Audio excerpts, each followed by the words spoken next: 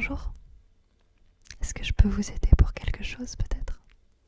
Vous cherchez un livre après une longue pause de lecture, je vois. On s'est déjà vu, non? Vous étiez déjà inscrite à la bibliothèque il y a quelque temps, si je ne me trompe pas. Alors, je vous préviens que si jamais vous voulez réemprunter un ou plusieurs livres, il faut que l'on remette à jour votre inscription à la bibliothèque pour l'année 2025. C'est d'accord? On peut faire ça ensemble si vous voulez. Très bien. Alors, attendez. Je prends mon ordinateur. Portail d'inscription. Ok. Est-ce que vous pouvez me rappeler votre nom, s'il vous plaît? Ah oui, c'est vrai. Ça fait un moment qu'on vous a pas vu, effectivement. Alors, ça va être rapide. J'ai déjà toutes les informations vous concernant. On va juste vérifier ensemble qu'elles sont toujours d'actualité, d'accord? Est-ce que vous pouvez me confirmer votre adresse postale, s'il vous plaît? Est-ce que vous avez déménagé? Ok. Toujours dans la même ville.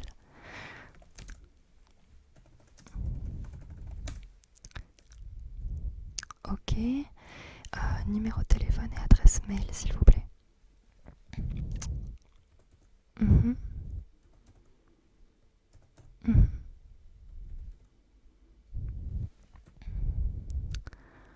Ok. Email.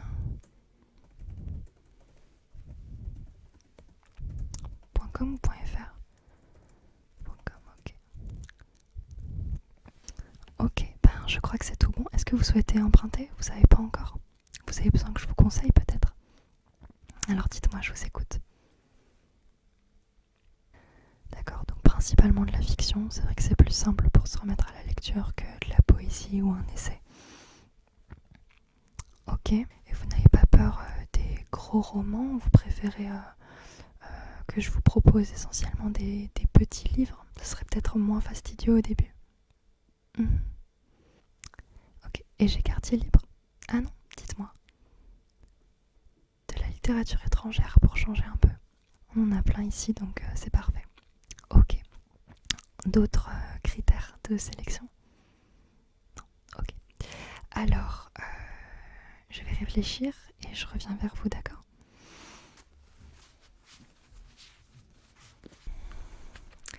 Alors, j'ai choisi quelques livres en me promenant dans les rayons.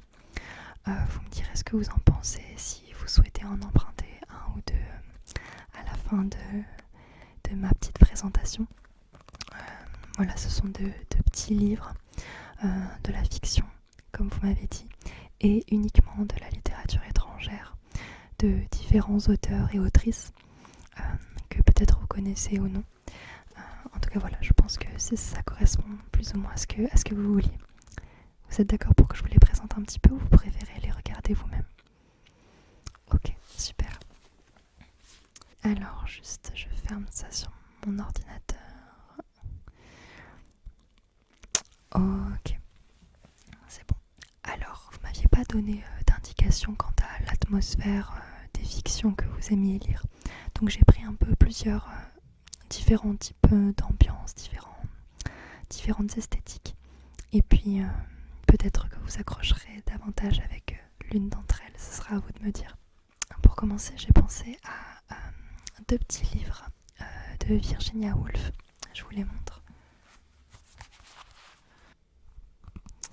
Voilà, alors honnêtement, je les ai pris parce que je trouve les éditions très jolies. Donc je voulais vous les présenter parce que c'est vrai que ça compte quand on choisit un livre. Bon, comme on dit, il ne faut pas choisir un livre à sa couverture, mais est-ce que c'est ça l'expression? Oui. Mais les éditions sont très jolies, l'écriture aérée. Il y a même un des deux livres qui a, il me semble, des petites illustrations. Donc c'est très agréable pour la lecture, je vais vous le présenter. Voilà, ça s'appelle Dans les rues de Londres. Je vous montre la couverture.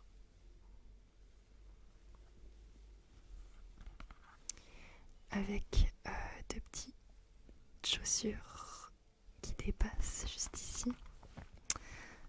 De l'autre côté, il y a aussi un petit croquis, si on peut dire ça comme ça. Et en fait, ce genre de dessin que vous voyez en fait, se retrouve également dans toute l'édition. Donc par exemple, je vous montre au hasard, mais vous voyez, on va avoir ce genre de dessin.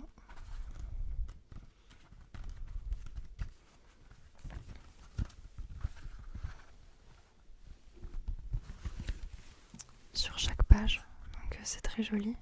Sur la 4e de couverture, nous trouvons écrit: le nombre de livres au monde est infini et il faut se contenter d'un aperçu.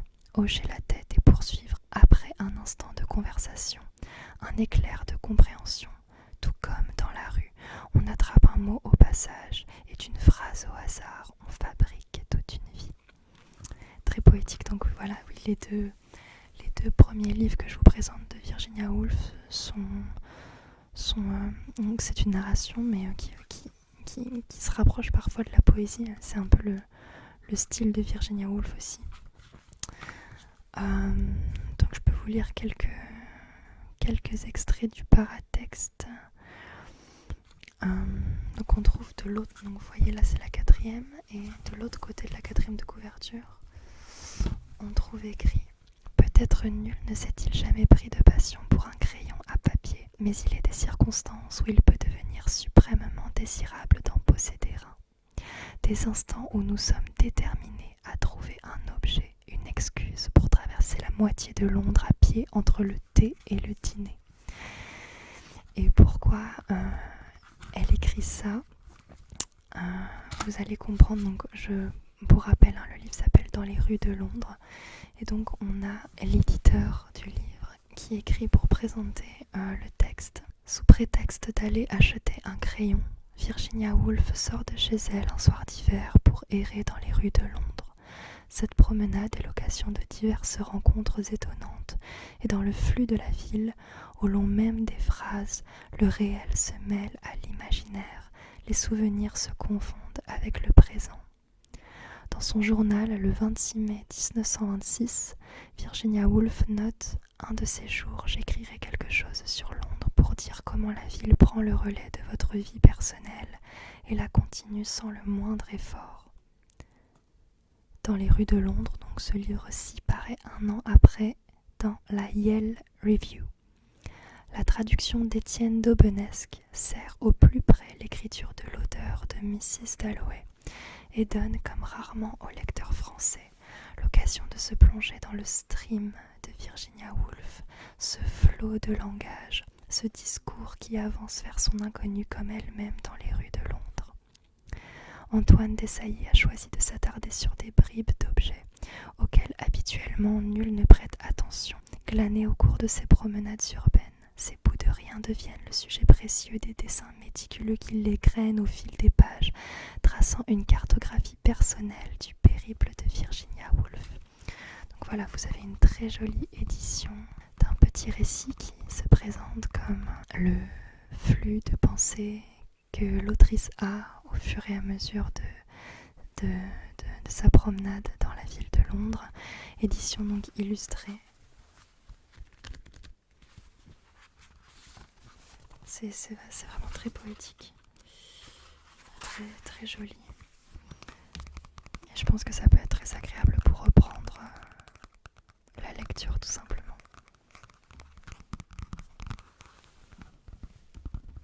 Bon, par exemple sur ces 2 pages, on n'a que du dessin.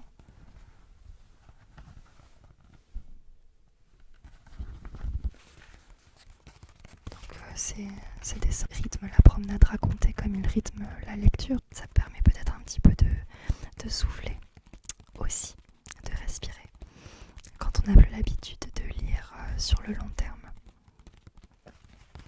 J'en ai un autre donc à vous proposer de Virginia Woolf, si cette autrice vous intéresse, un peu dans la même veine, sauf qu'il me semble que l'autre que j'ai à vous proposer n'est pas illustré.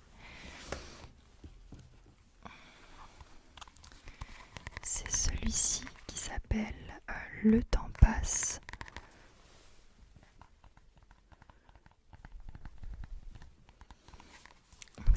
édition, cette fois, contrairement à l'autre, est une édition bilingue, c'est-à-dire que vous avez d'une part le texte anglais et la traduction à chaque page en français.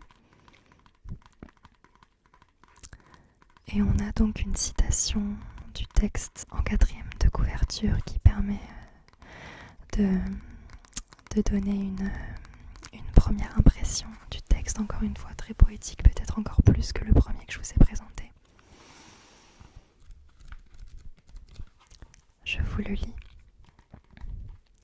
Les vagues qui se brisent semblaient être le geste même de la nuit. Elle secoue la tête et désespérément en laisse tomber la ténèbre et médite et gémit comme pour pleurer le destin qui a noyé la terre, éteint toutes ses lumières et de tous ses bateaux et ses villes n'a laissé rien. La vague monte et balaie la grève, la nuit pleure l'humaine tristesse, la beauté de la mer console. Ainsi le vent a répondu peut-être aux dormeurs, aux rêveurs qui s'avançaient sur la grève et demandaient « Pourquoi nous envelopper dans la beauté de la mer ? Pourquoi nous consoler de la lamentation des vagues qui se brisent, si en vérité nous ne filons ce vêtement que de terreur, si nous ne tissons cet habit que pour le néant ?» Donc je vous l'accorde, c'est une lecture peut-être un petit peu plus fastidieuse. Maintenant voilà, le texte est très court, encore plus court que ce que vous voyez ici, car en réalité, comme c'est une édition bilingue, à chaque page vous avez le texte anglais et le texte français. Ce qui fait qu'une page sur deux n'est pas lue. Si vous vous intéressez à la discipline qu'est la traduction, ça peut être aussi intéressant d'avoir le texte original juste à côté. Et voilà, donc très joli texte, très jolie édition également. Petite précision quant à cette édition, le texte que nous publions ici est une version intermédiaire de la section centrale du roman Vers le phare. Je ne sais pas si vous connaissez. Introuvable, très différent du texte publié dans les éditions anglaises et américaines, Virginia Woolf l'établit spécialement en 1926 pour être traduit et publié en français en tant que nouvelle dans la prestigieuse revue Commerce. Elle demanda elle-même à Charles Moron, donc Charles Moron c'est donc le traducteur qui a traduit cette édition, d'en être le traducteur. Cette traduction fut la toute première publication en français d'un texte de Virginia Woolf. Donc en plus, texte qui a sa petite histoire charmante.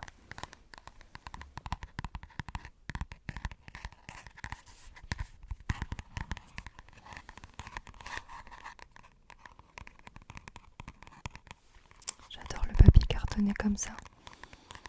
Très agréable en main également. C'est vrai, je fais la pub de Virginia Woolf, mais croyez-moi, ces textes en valent la peine. Voilà donc deux petites éditions de l'autrice Virginia Woolf pour reprendre la lecture en douceur et en poésie. Et maintenant, je vais vous proposer des textes peut-être un peu plus fictionnels, un peu moins poétiques, qui font directement entrer dans une histoire. Peut-être que ça se rapproche davantage de ce que vous cherchez. Est-ce que je vous les mets de côté ? Vous choisirez tout à la fin. Ok, ça marche. Hop là, je vous les mets là. Pour entrer un peu plus en avant dans des textes fictionnels, je vais vous proposer deux textes de Kafka. Vous connaissez peut-être de nom. Donc, voici les deux textes que je vais vous présenter un à un également, ne vous inquiétez pas. En commençant par le plus connu des deux, La Métamorphose. Avec une couverture illustrée, je vous la montre.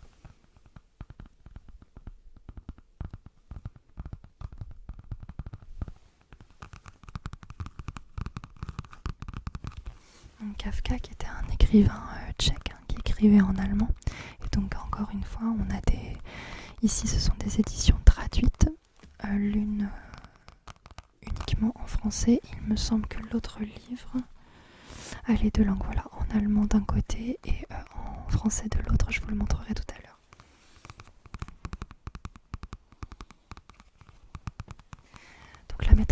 Métamorphose, c'est un livre qui explore les limites entre l'humain et l'animal.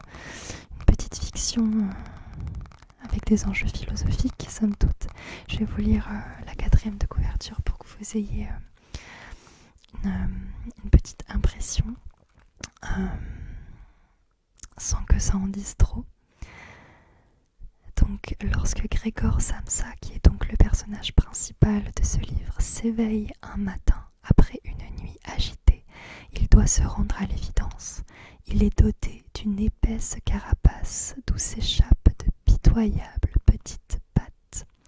Mauvais rêve, lugubre plaisanterie, si la métamorphose de Grégor ne surprend pas son entourage, elle les dégoûte, et voici qu'eux aussi, à leur tour, se métamorphosent.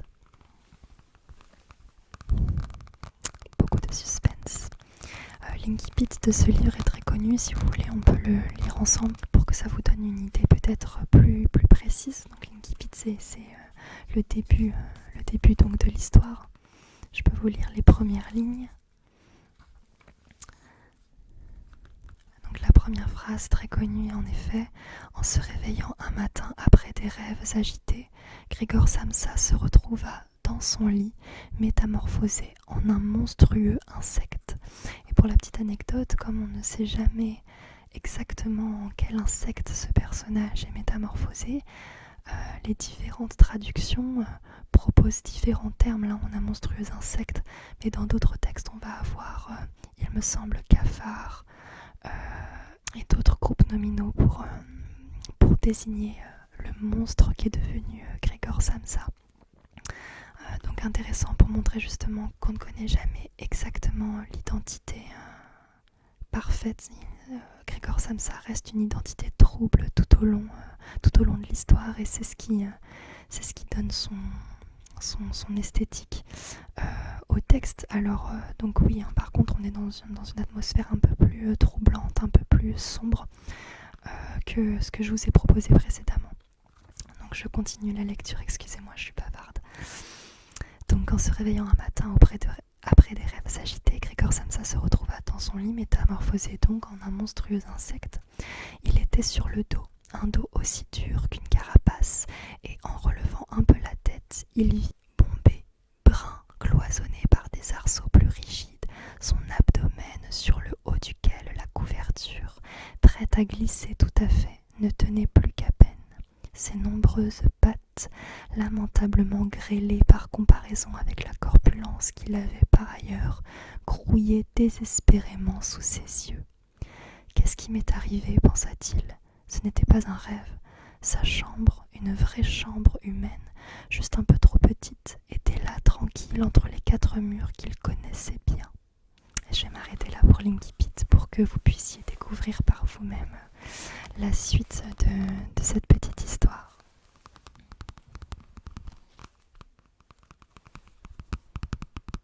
Voilà un livre très connu qui laisse à penser. Pour découvrir Kafka, c'est peut-être mieux de commencer par la métamorphose que par le procès, qui est un petit peu plus peut-être un petit peu plus complexe, je ne sais pas. Et donc le deuxième livre de Kafka que j'ai à vous proposer reste dans cette veine-là en réalité, car il traite également de la question de l'animal et de l'identité trouble entre humain et animal. Cette fois-ci, il s'appelle Le Terrier. Et donc cette édition, comme je vous l'ai dit, est une édition bilingue.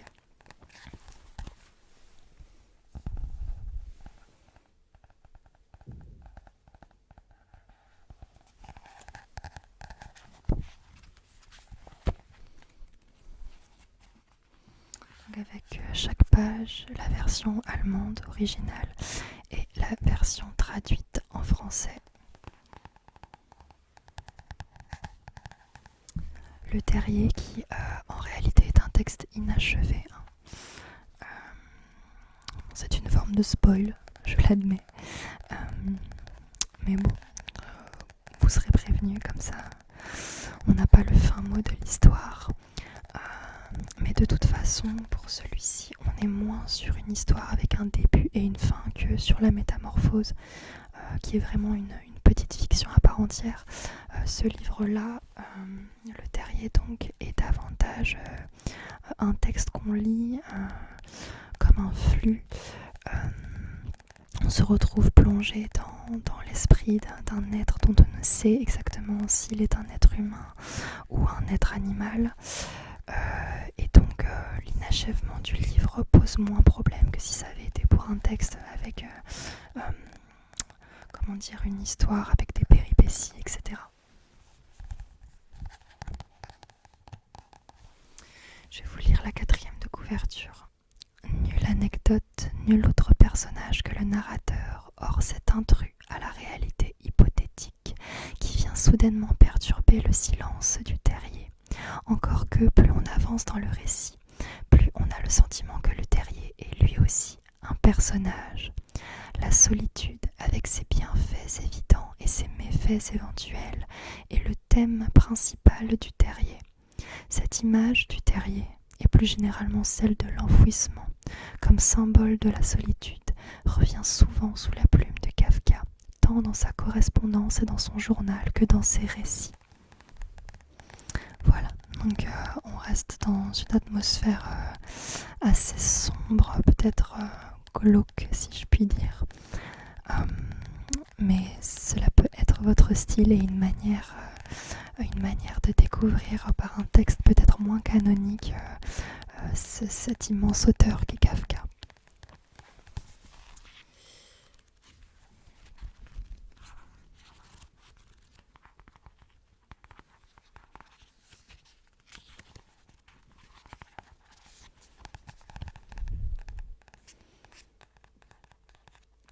Et si je dis pas de bêtises, il me semble que le titre en allemand, donc je prononce mal, mais Der Bau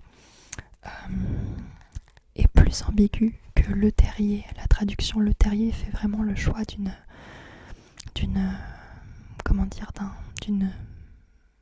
d'un logement animal, alors qu'il me semble que le titre original, je ne saurais plus vous dire exactement comment on traduit ça, mais un petit peu plus ambigu et justement aussi entre animal et humain. Donc voilà les 2 textes de Franz Kafka.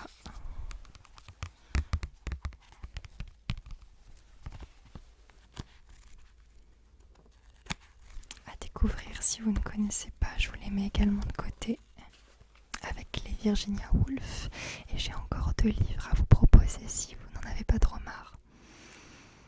Parfait, alors je continue. D'abord celui-ci que j'ai récemment lu, qui s'appelle Récit d'un jeune médecin de Mikhail Bulgakov. J'espère que je n'écorche pas son nom.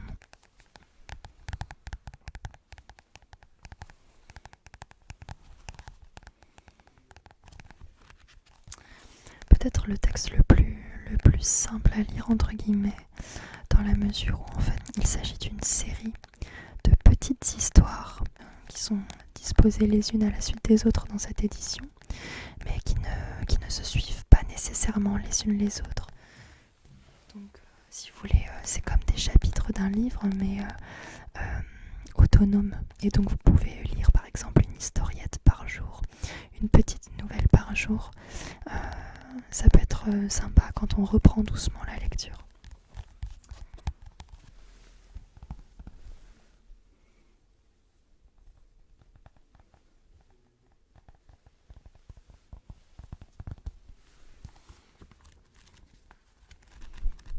Donc ici on est plongé dans l'atmosphère mélancolique et rude de la Russie des années 20. Je vais donc vous lire la 4e de couverture qui présente donc l'ensemble de ces histoires, et donc de ces récits en fait, car chaque histoire représente un récit du jeune médecin qui est à la fois le narrateur et l'auteur, il me semble, de ce livre. Donc la Russie des années 20, un univers campagnard enfoncé dans la boue et les hivers rigoureux, hanté par des traditions immémoriales, rongé de tabous et de superstitions, tandis tandis que dans les grands centres urbains, la révolution bouleverse la vie et les mentalités. Dans les profondeurs du pays, un jeune médecin consacre ses forces à lutter contre le fatalisme et la résignation ambiant.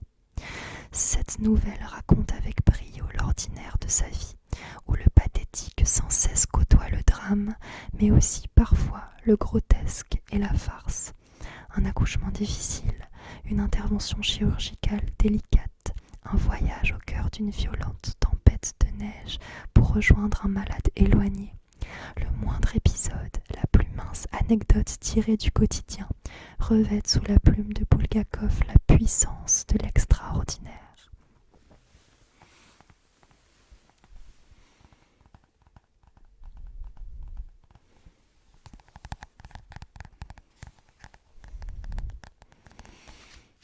Celui-là, je l'ai lu très récemment cet été et il ne m'a pas laissé...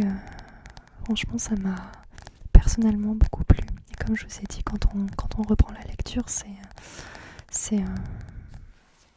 une expérience plutôt légère, bien que les histoires soient parfois un petit peu rudes. On vit une expérience de lecture qui est facile, je dirais.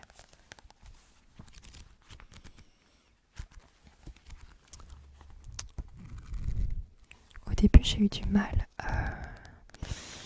à être en empathie avec le narrateur et petit à petit, en fait, on se laisse prendre par l'atmosphère froide et par surtout les péripéties qui arrivent à ce médecin, ce jeune médecin qui au départ n'a pas du tout confiance en lui et qui se retrouve à gérer des cas très critiques. Et donc c'est à la fois haletant et drôle par moments, dans une ambiance qu'on n'a peut-être pas l'habitude de lire aussi, dans laquelle on n'a pas l'habitude d'être plongé. Donc je vous recommande.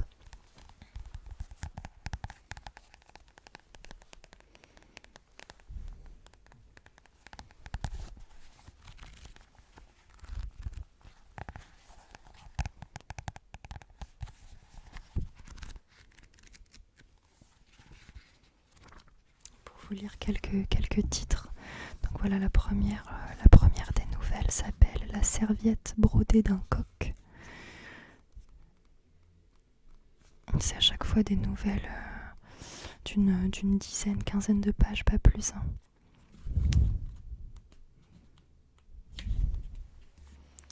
Le baptême de l'aversion. Le gosier en acier. La tempête de neige. Voilà. Il y en a une dizaine, il me semble. Ils ont dit combien ? 7 nouvelles.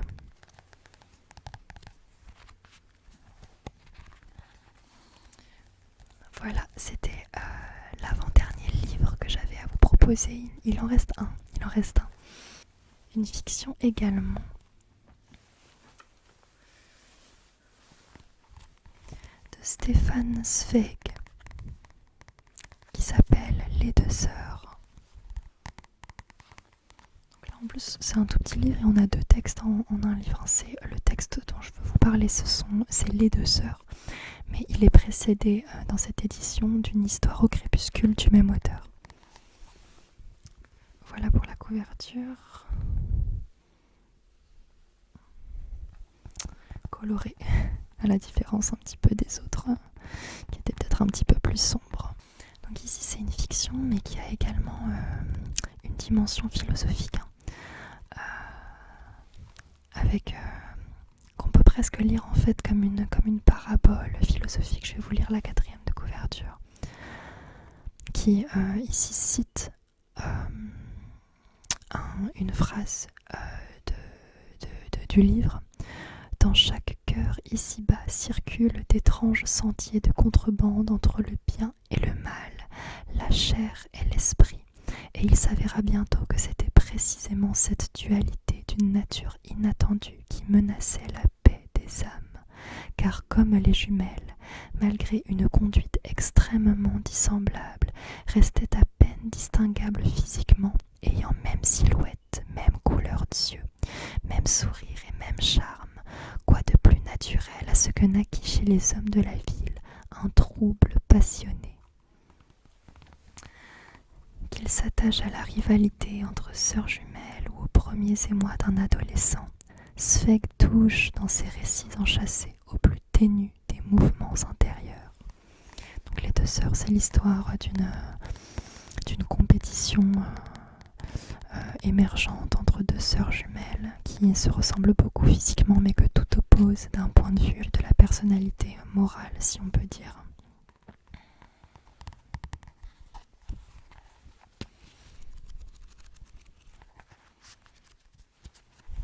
Celui-là, ce serait un petit peu plus dur de vous en parler longuement parce que ça nécessiterait de spoiler un petit peu l'histoire. Mais voilà, encore un petit livre qui peut être intéressant à découvrir.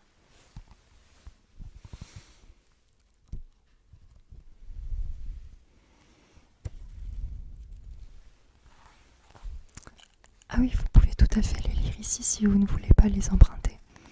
Ou même les emprunter et les lire ici, c'est possible aussi.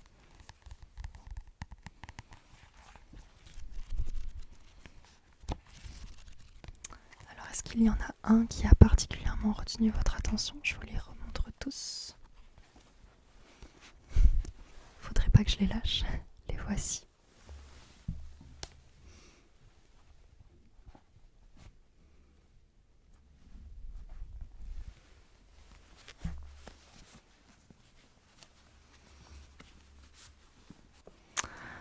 Moi, j'ai peut-être ma petite préférence, pas parce que je préfère les auteurs, parce que en termes d'auteur, je crois que c'est Virginia Woolf que je préfère, mais j'ai peut-être pour vous ma préférence irait vers La Métamorphose de Kafka, au récit d'un jeune médecin de Bulgakov, parce que dans ces textes, on est vraiment pris dans la fiction, peut-être plus que dans les autres.